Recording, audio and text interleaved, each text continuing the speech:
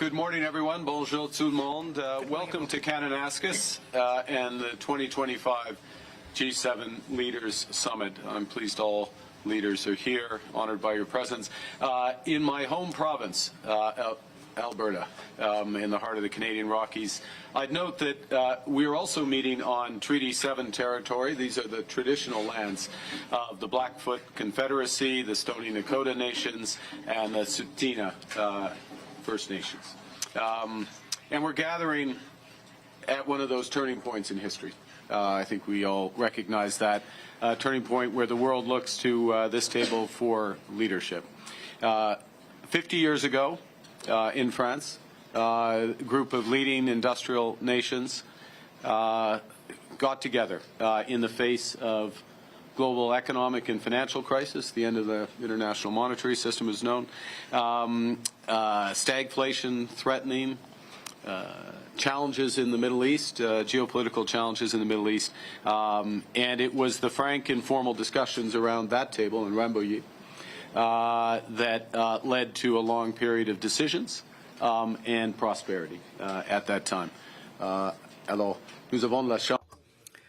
We are fortunate enough to have here President Macron as the oldest member representing that state. 7 gathered to integrate those countries that had been behind the Iron Curtain of communism and to accelerate the flow of capital and trade to the developing world. 23 years ago, the G7 met here in Kananaskis. We were just talking about it. And that was when the world was still reeling from the aftershocks of 9/11, another turning point in history. And amongst the many decisions taken were control of the spread of weapons of mass destruction, a subject that we'll be coming back to.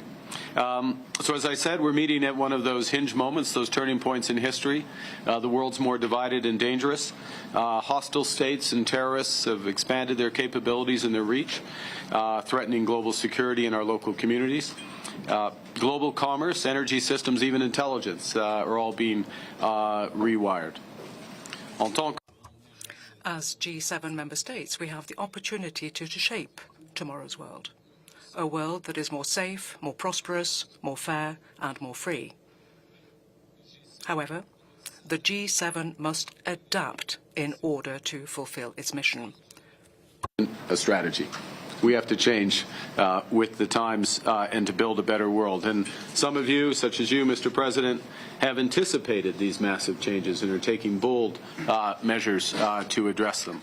All of us around this table are reinforcing our militaries and security services for the new world. But we all know that there can be no security without economic prosperity, and no prosperity without resilience. And in a world where shocks flow across the borders, that resilience comes from cooperation that starts around this table. Cooperation that can lead to a new era of prosperity.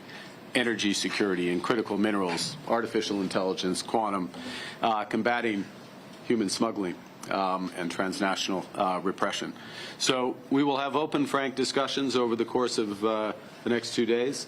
We might not agree on absolutely every issue, but where we will cooperate, we will make an enormous difference for our citizens and for the world, and bring the next era of prosperity, I hope, to the benefit of those we serve. Avec tout cela. With that being said, I would like to thank the media very much indeed. Some work to do, which will begin in a moment. Thank you very much.